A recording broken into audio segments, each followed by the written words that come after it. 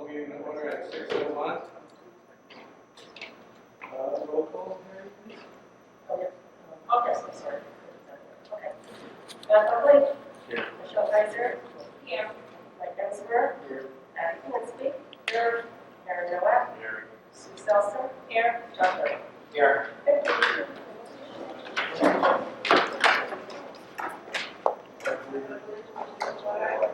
United States of America, to the republic which stands one nation under God, indivisible, with liberty and justice for all.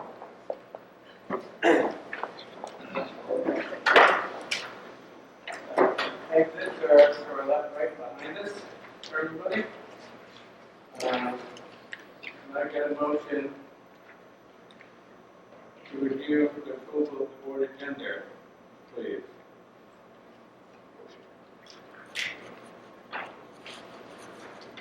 Mike, second down. Any discussion?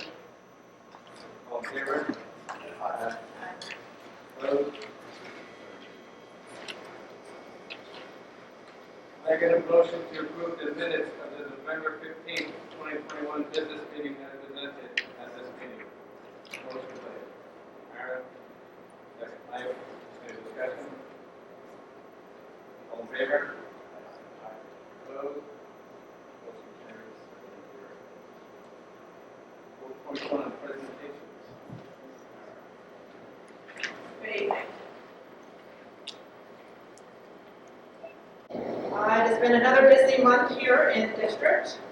We had our middle school fall drama performance of Princess Who. We had a stellar cast, as always. This one was very much focused on some of our younger middle school students. So that was interesting. The spring musical has represented us longer than it was a fabulous performance, a great weekend. Job well done. We had to put our COVID screening testing on hold for 2 weeks. We participated in Operation Expanded Testing. They switched platforms, but we were able to resume testing today, as well as opening it up to students. And we had 7 students test today for COVID, and then we have another 8 to 10 that have signed up for what we're calling occasional testing, which is kind of when the parent calls and lets us know, then we will test them that week. So we do expect that number started out originally as about 3 or 4 students and has grown steadily each week with requests from parents. So we do expect that to go up. We have been able to plan in-person concerts for both the middle school and the elementary school, and those have been communicated to our K-8 families. At the elementary school, we'll be doing caroling and cocoa outside during the school day. And at the middle school, we will have evening indoor concerts, limited to 2 seats per family due to the limits that we have on spacing between students. We did also have what we are referring to as the TikTok threat here at the middle school. There have been no real developments since the last community update. The person who created the TikTok account and the Google form has been identified and is cooperating with police, but we have not identified the individual who filled out the Google form. The Green Lake Police was able to get a copy of that individual's cell phone and has been going through it, so that work is still ongoing. Further, we are looking to limit exposures in school that result in quarantines. So you'll see a picture down in the bottom right-hand corner of our students eating today. For most of the school year, it was kind of risk versus reward of students eating in the cafeteria, and most of the students sat between 3 and 4 feet apart. And even that had very few quarantines, because a lot of times they were together less than 15 minutes. We really wanted to make sure that that number was 0 for our winter break. We didn't want any students' winter break or holidays affected. So we have moved to more than 6 feet apart in the cafeteria between now and the time we release for winter break. And so we'll be using our cafeterias and some additional spaces as well. This is taking place in both buildings. For breakfast here at the middle school, students will be taking their breakfast up into their classrooms for the next 2 weeks. At the elementary school, they'll be able to stay in the cafeteria because there is enough seating down there. There was an update to the close contacts. Originally on the buses, it was a 6 feet circle around the individual. As of a November 24th memo out to the state from the State Department of Health, we can now go down to any individuals within 3 feet of the case. So it mirrors that of the classroom now. So the rule is, as long as it's observed by an adult, or being recorded in some way, which we do have bus recordings that we can go back to and verify that individuals were within 3 feet or were masked the entire time, we can go down to under 3 feet. So that has helped as well. In terms of a numbers update, we have 5 current cases in the district. That is 0.83% of our total population. Historically, this year, we have had 29 cases, which is 4.81% of the population. The New York State Department of Health positivity rate yesterday, which was really Friday and kind of over the weekend, is 6.8%, and the 7-day average is 6.4%. The CDC information for Orange County, and that this number only takes PCR into account, is 8.45%. Just some general observations from someone that has been working directly and talking directly with families and cases for the last 22 months. Almost everybody now that we're seeing with COVID has some symptoms. However, it does range, and it could be something as simple as just a dull headache or just a slight sore throat to having the full range of symptoms. So every little thing, and we have parents that say, do I really have to come, pick my child up? They just have a runny nose. And unfortunately, the answer is yes, because we have children that have just had a runny nose and have tested positive. So we are still actively working, tracing, trying to keep things as safe as possible, and keeping our focus on in-person instruction.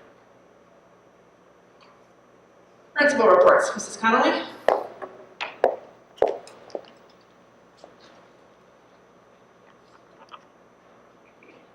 Good evening.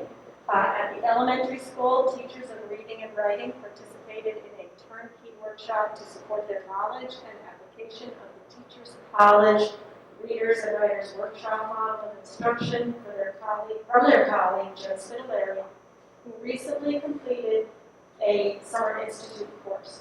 Topics that were spotlighted included coaching and conferencing with students, shared and interactive read-alouds, and using accountable Tock to facilitate student-led book discussions.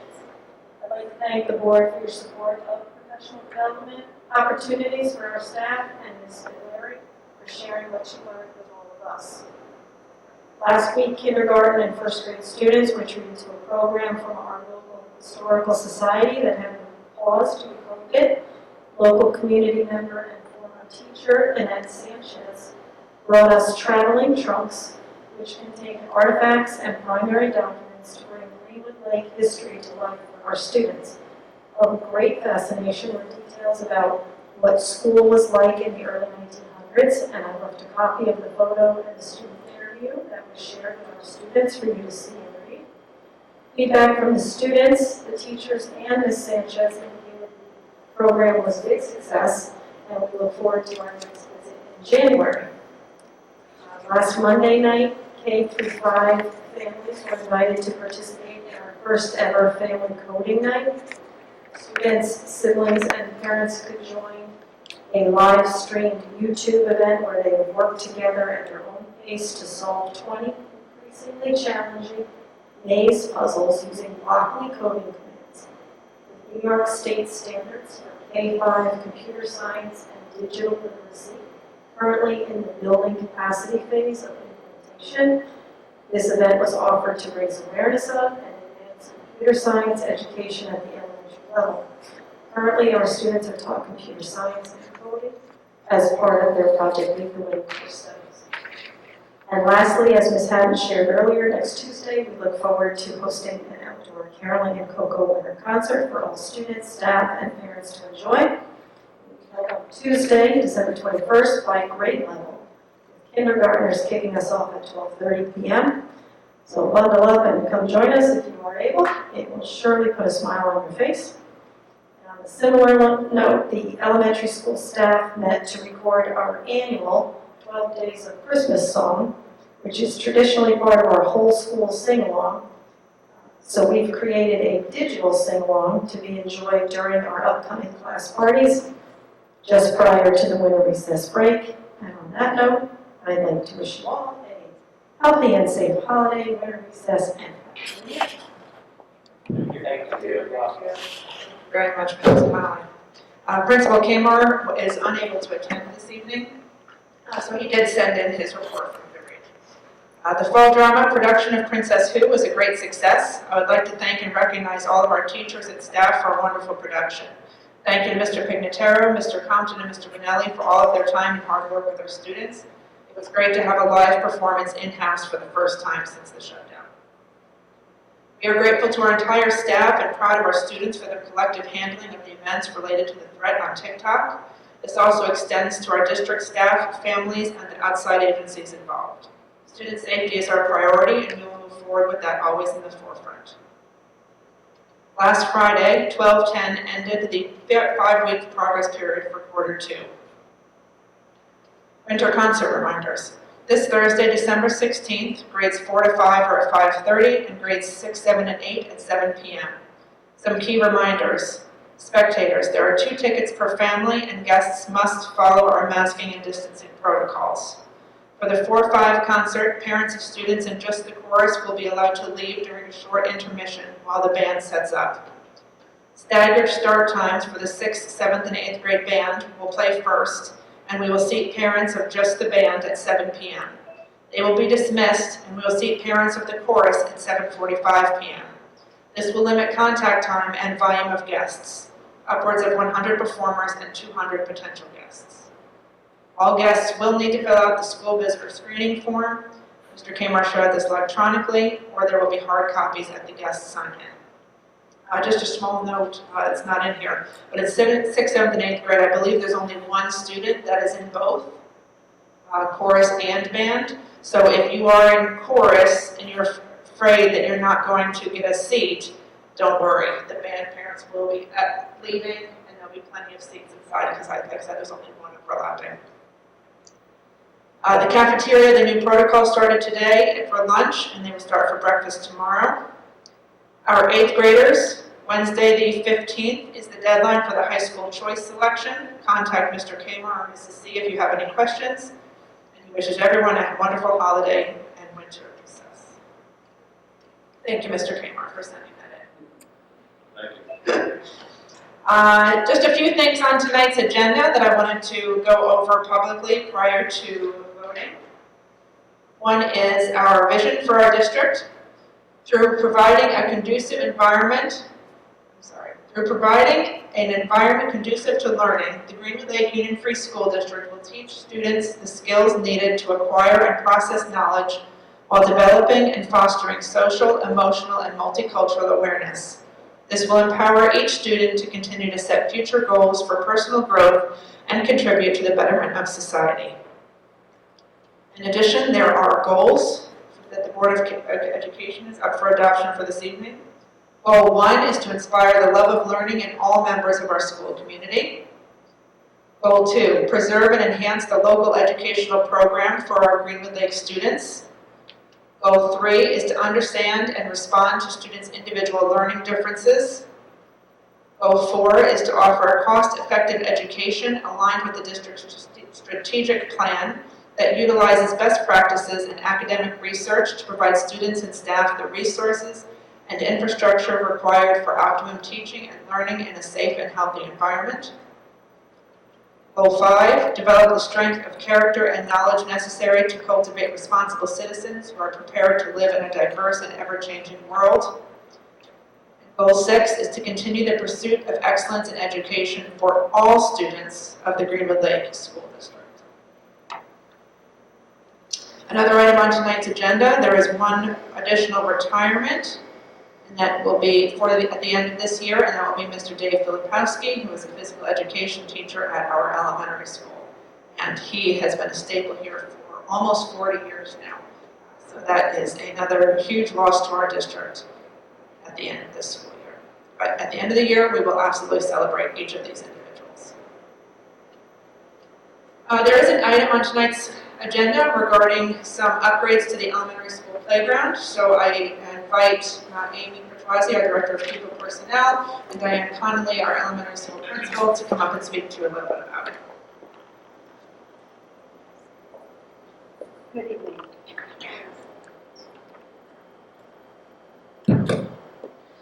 Good evening, and thank you for allowing me the opportunity to speak this evening.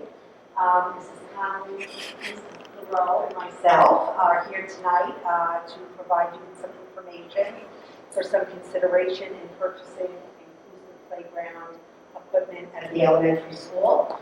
Before I do that, I just wanted to talk a little bit about, I'm going to put my glasses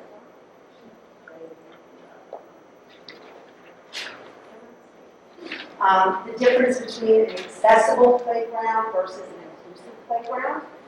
So back in 1990, the Department of Justice, Americans with Disabilities Act, incorporated a federal law prohibiting discrimination on the basis of disability and ensuring equal access to all people. That was the blanket statement back in 1990. Stemming from that act, in 2010, the ADA had standards for accessible design, creating standards for public facilities that can be enforced under a federal court of law. And our elementary playground would be considered a public facility.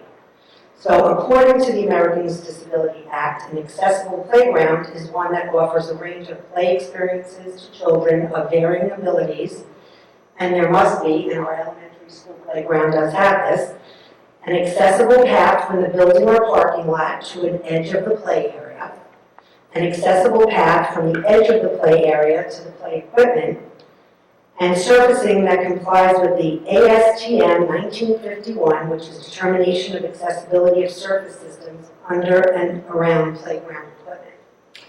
And that is basically what an accessible playground offers.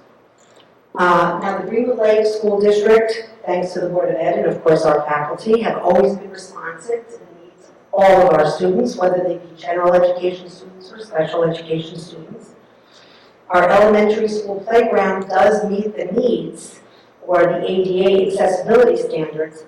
However, in examining our current student population as well as our future population, we have realized the importance of creating a more inclusive playground experience for all our students, so they can not only access the playground equipment, but they can also utilize it in an enriched way.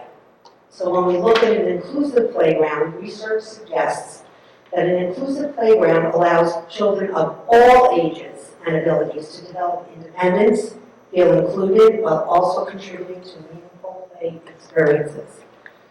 It also aids in the development needs of the whole child by providing opportunities for physical, cognitive, communicative, social, emotional, and sensory development. It promotes understanding and supports social integration for all activities and for children. Promotes healthy, active lifestyles for all. An inclusive playground has no barriers. It allows for all children to get to know each other while enjoying rewarding play and fitness activities.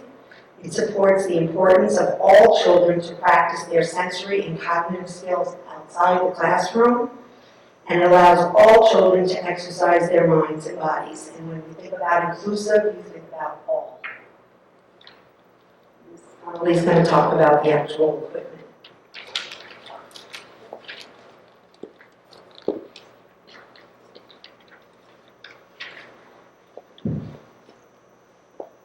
So to do some research further, we had representatives from our playground equipment vendor, Game Time, meet with Ms. Patton, Rob Forrest, and myself to review our current equipment, current spacing and footprint, and provide insight as to how the site can be expanded to accommodate new inclusive and accessible equipment while still meeting our code requirements. And then the company provided us with a catalog of ADA inclusive equipment that was reviewed by all of us, and the following items were selected as they best met the needs of all of our student body. So you can see the slide, the representations of the equipment. Red boxes indicate where they would be placed on the current footprint of our existing playground. And I just wanted to take a minute to review the 5 pieces that we selected. The first is called a sensory car wash. It's in the top right corner.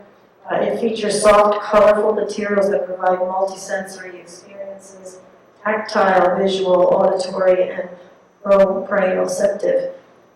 The peanuts, orbs, and noodles sway as children interact with them, and the flexible panels apply gentle pressure as children pass through. So this was indicated for our children with sensory needs.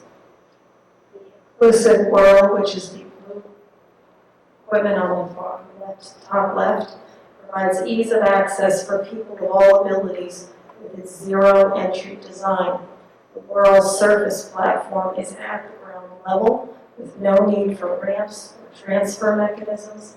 It features bench seating and a large platform surface for wheelchairs that exceed the ADA requirements for turnaround space and handrails for users to grasp while spinning. The musical instruments that you see on the right side, the harmonic chimes and melody chimes. Music is an inherently inclusive activity that encourages social and creative play. It enhances cognitive skills and reduces anxiety. The melody chimes are installed at a 35-degree angle for comfort, and both instruments use flat aluminum bars to produce rich, soothing tones, while their precision tuning helps every user feel confident. And lastly, swings, zero-G swing chairs. We're looking at adding an additional bay that would have 2 swings, one for ages 2 to 5, one for ages 5 to 12. And these would allow children who require additional support to swing alongside their friends. Children with physical disabilities can experience movement apart from their mobility device. A high back, wing support, wide base, and molded harness help maintain a neutral body position and minimize fatigue. Swinging fully engages the senses and encourages interaction among peers and support staff. So these are the 5 pieces that we put forward consideration in adding to our playground tonight. The reason for the additional bay of swings is that when you put in this type of swing, there has to be 2 in the bay. You cannot have one of these and a regular swing in the same bay. So if we were to have put them here, it would have eliminated 2 of our swings, and then that would have gone down to 4 swings, which is one of our most popular activities at the elementary school. So adding the additional bay will allow for 2 of these swings and to keep the 6 we already have. Assistant Superintendent LaRoe, can you talk a little bit about the money? Yes, thank you for the opportunity.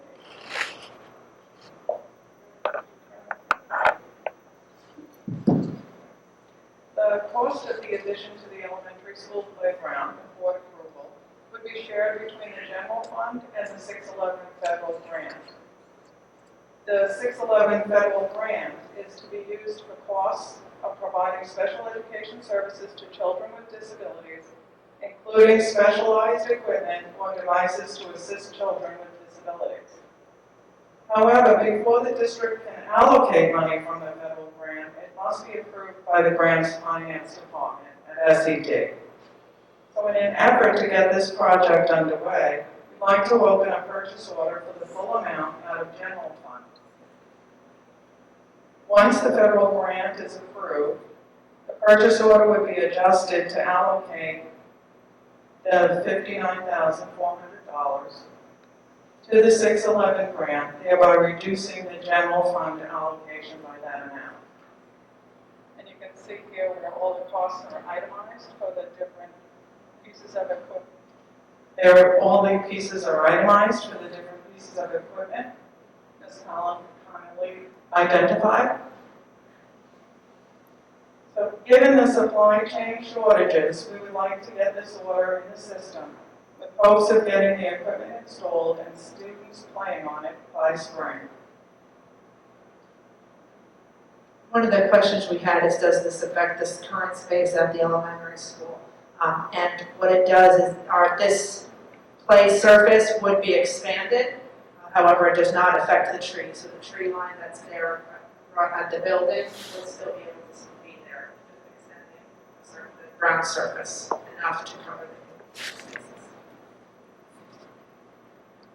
Questions from the board for Mrs. Conley, Mrs. Petrosi, or Mrs. Moreau?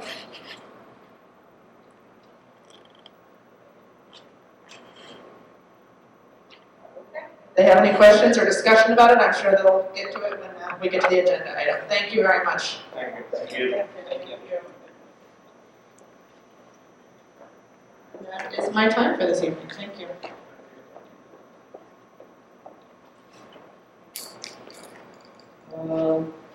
Board member reports. We'll start off with Laura and Patty, please.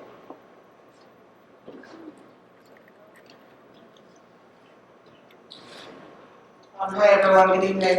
Coming out of Warwick Valley Central School District, the big news is the voters overwhelmingly approved the 2021 capital improvement project. The final vote total was 897 to 295, and that vote took place on December 2nd. This project will focus on many new exciting changes for the Warwick School District, including new roofs for Sanford Elementary School and the high school, new windows at Park Ave, a new track and expanded multi-purpose grass field, outdoor restrooms on the fields at both middle school, elementary, and high school, new ventilation units, updates made to the high school auditorium as well.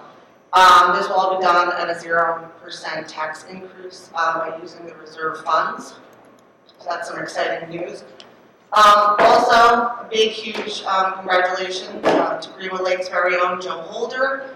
Joe not only made the Section 9 All-Star team for soccer and the All-Section team, he also had the amazing accomplishment of being selected as the 2021 All-State soccer team. So we're super proud of you, Joe. Yeah, congratulations, Joe, number 11.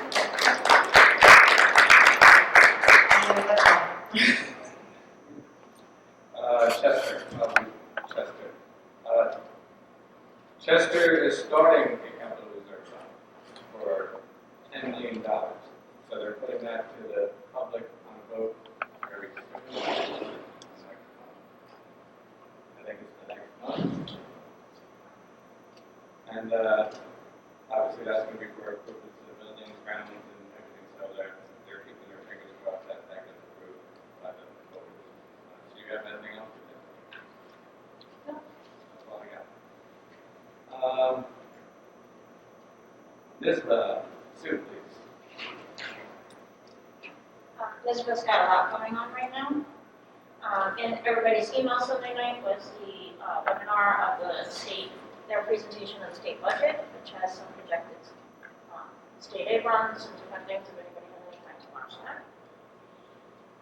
Capital Day is coming, it's virtual again this year, but if anybody would like to participate in Capital Day, I encourage you to jump on the Oxford meeting next month. I'll make sure everybody has the date.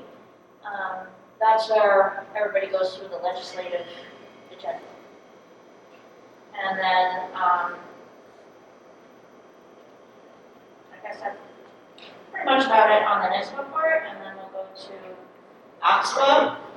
They did a presentation last month on basically the high stakes tutoring. It was an involved presentation. They had a company come in on individualized tutoring for students.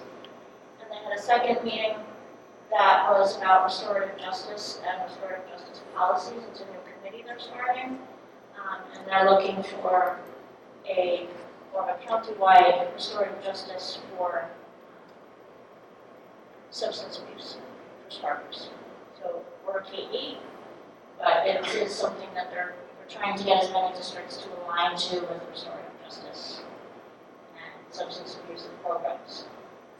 So it's been an interesting one. Absolutely. Thank you. Facilities, John.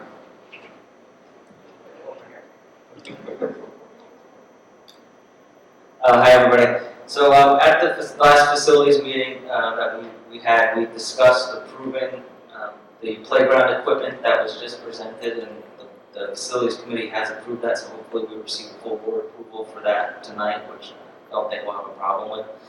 It all looks like amazing equipment, and I look forward to getting that installed.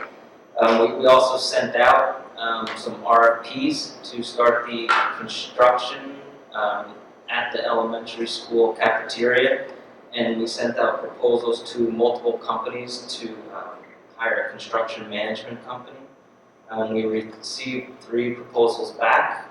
We reviewed those, and I believe we're going to discuss it further at the board meeting.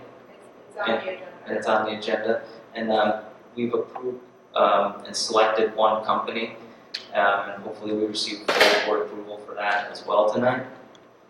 And, we're still working on the water softener. If any of your children have noticed some discoloration of the water, it's not harmful, but we still are working with Culligan to resolve the water softener issue that we currently have. That's all I have on my side. Thank you very much. Audit, Aaron. We have no. Nobody met. Budget has not met either. Policy committee, Michelle. We haven't yet. PTSA liaison report. Does anybody hear from the PTSA? No. Anything about that? Village of Green Lake liaison report. The only thing I know is they did that tree lighting ceremony the other day, and it was fantastic.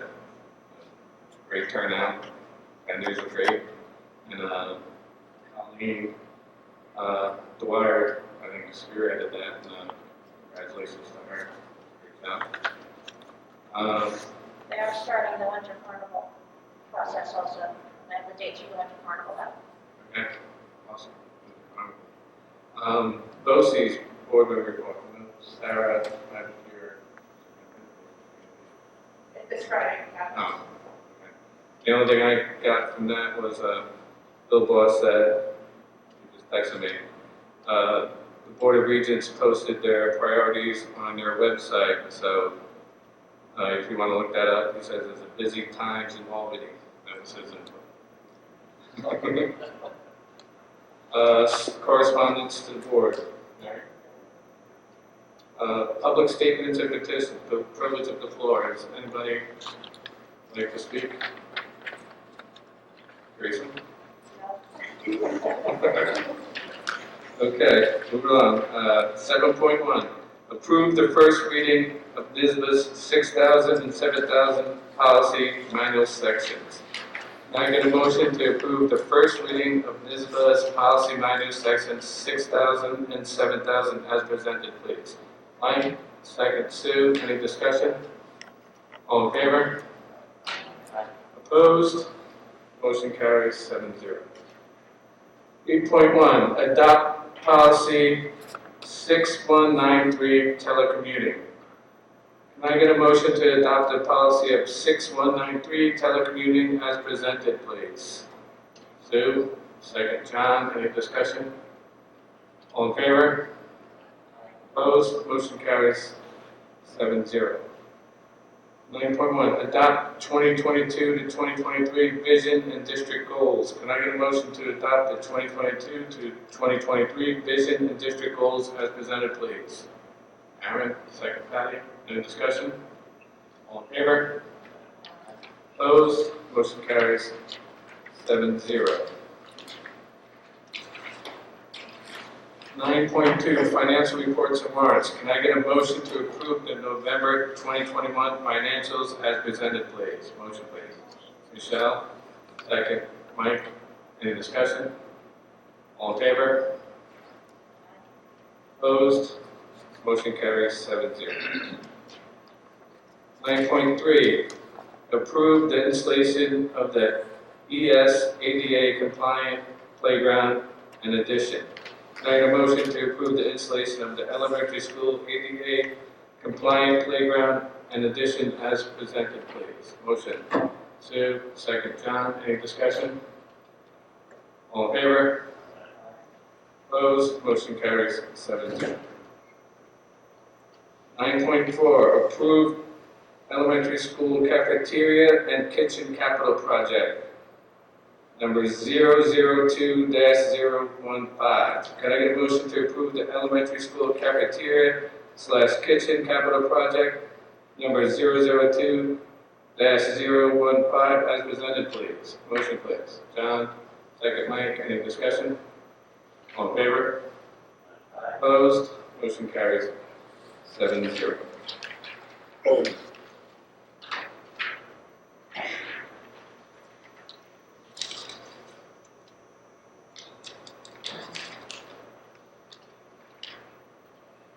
And personnel. Can I get a motion to accept with regret the resignation of David Filipowski as presented, please? Motion, please. Aaron, second. Patty, any discussion? We're going to miss Mr. Flip. All in favor? Opposed? Motion carries 7-0. 10.2, adjust employment status of Apuzio. Can I get a motion to adjust the employment status of Melissa Apuzio as presented, please? Motion, please. Mike, second. John, any discussion? All in favor? Opposed? Motion carries 7-0. 10.3, can I appoint the lead replacement teacher, Arietta? Can I get a motion to appoint Erica Arietta as elementary lead replacement teacher as presented, please? Motion, please. Sue, second. Mike, any discussion? All in favor? Opposed? Motion carries 7-0. 10.5, rescind coach appointment King. Can I get a motion to rescind the cheerleading coach appointment of Elizabeth King as presented, please? Motion, please. Mike, second. Sue, any discussion? All in favor? Opposed? Motion carries 7-0. Accept recommendations for CSE meetings. Can I get a motion to accept the CPSE and the CSE recommendations as presented, please? Motion, Sue. Second. Mike, any discussion? All in favor? Opposed? Motion carries 7-0. Old business. I'm going to propose executive session. Could I get a motion to adjourn to executive session, please? For the reason, the employment history of a particular person or persons. Can I get a motion, please? John, second. Mike. Any discussion? All in favor? No action will be taken at this time. Opposed?